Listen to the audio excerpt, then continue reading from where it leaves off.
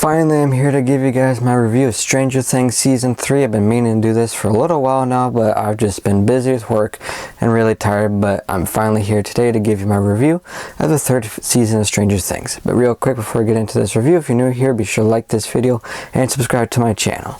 Now let's talk about Stranger Things Season 3. So overall, I really enjoyed the third season of Stranger Things. It wasn't quite as good as the previous two seasons, but overall still quite good. I did think the first half of the season was a bit of a mixed bag. It was just okay. The second half for me was really good. It was more along the lines of the standards of the first two seasons, but the first half for me just took a little while to get interesting, and at times just felt kind of goofier than the first two seasons, which I don't mind some comedy in this show and some goofiness, but I just felt like they took goofiness to a different level in this season. And some of the ways the characters were acting in certain moments was just over the top, like Hopper when he was dealing with Mike and Elle in this. Just the way he was acting, I thought David Harbour was doing a good job in it, but he was just being kind of over the top.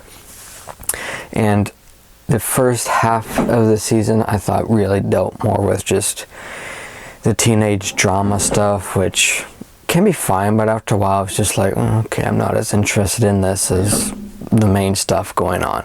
And even the main stuff that was going on that sort of continuing from the previous seasons wasn't quite as compelling in this season. They did leave off in the second season with something to lead into this one, where a bit of that big shadow monster was still in Hawkins, so that part was fine.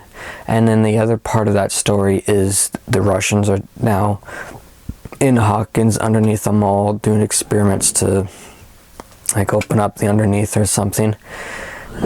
I personally wasn't as interested in the Russians being, responsible for things now. I preferred the, corrupt scientist secret organization thing. The Russian thing was sort of like, it did get fun with the dynamics with Dustin and Steve and the new character Robin, and I can't remember the other character's name, but it's Lucas's little sister who joins that sort of group.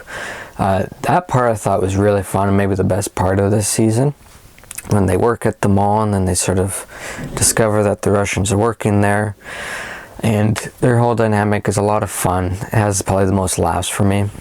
But there were parts of that storyline where you just had to sort of roll with it. It was sort of, if you really looked at it, it wasn't too believable or didn't always make sense with certain things. Like once they eventually get into this elevator, they had to go through from the inside to the air ducts because they needed a key card to get in from the outside, because this elevator goes down to the Russians' base underneath the mall.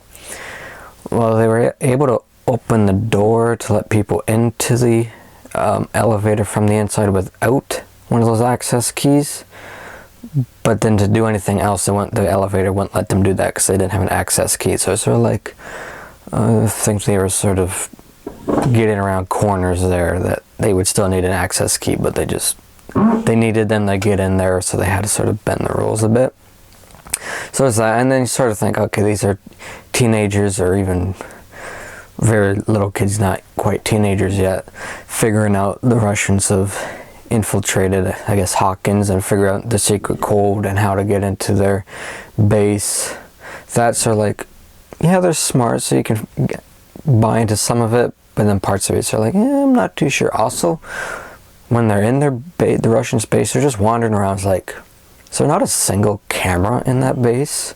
I don't think there was, because they were like not caught until like actually visually seen. Like there's nobody watching any camera. Said, oh, there's a bunch of little kids walking down this hallway. So that was a bit like, okay then.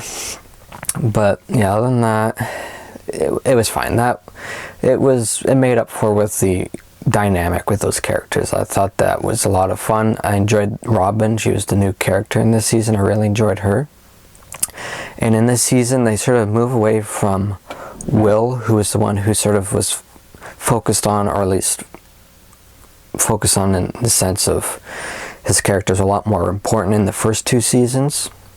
In this one, they move away and sort of the person who sort of takes up that role in this season is Billy, who came in the last season. And I still wasn't a fan of that character in this season. In the last season, he was just an ass. You got a brief moment where you could kind of see why he is the way he is. And at the end of this season, you get more of that, which was good. He was more sympathetic. But it's like they didn't do much to make me really care about his character. And in the start of this season, he gets sort of taken over by that shadow creature.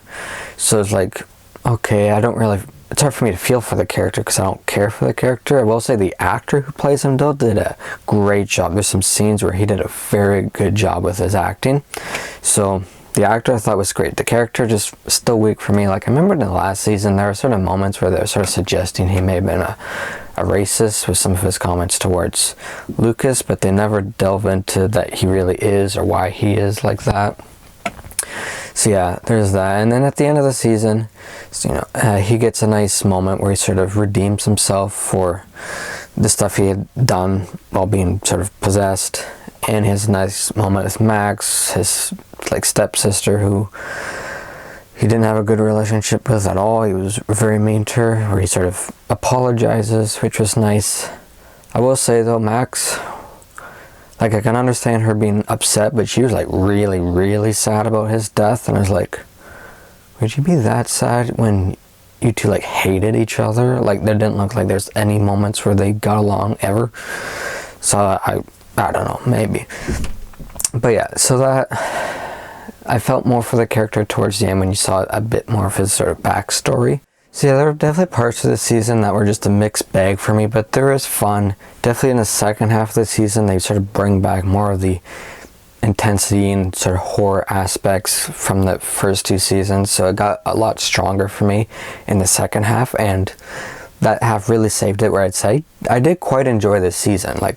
There's a lot of stuff I was crapping on. Some of it though was kind of minor, like the whole thing, like the Russians not having any cameras, or them able to open the elevator without the security card and then not be able to do anything without the security card. That was just minor details. So I was sort of okay, just have to roll with it sort of thing.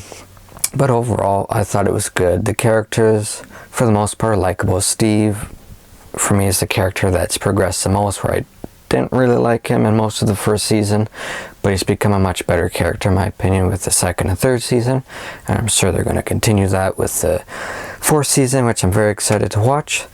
So that's sort of my general thoughts of the third season of Stranger Things. I would give this season a 78%. I thought it was very solid, but not quite as good as the first two seasons. And if you guys have seen the season, let me know what you thought of it in the comments below. And again, if you're new here, be sure to like this video and subscribe to my channel. And stay tuned for some of my upcoming reviews. I will have a review out for Downton Abbey, A New Era very soon. As well, I'll eventually have my review out for the fourth season of Stranger Things. And at some point, I'll have a review for Diamonds Are Forever. So stay tuned for those, and until my next video, take care everybody.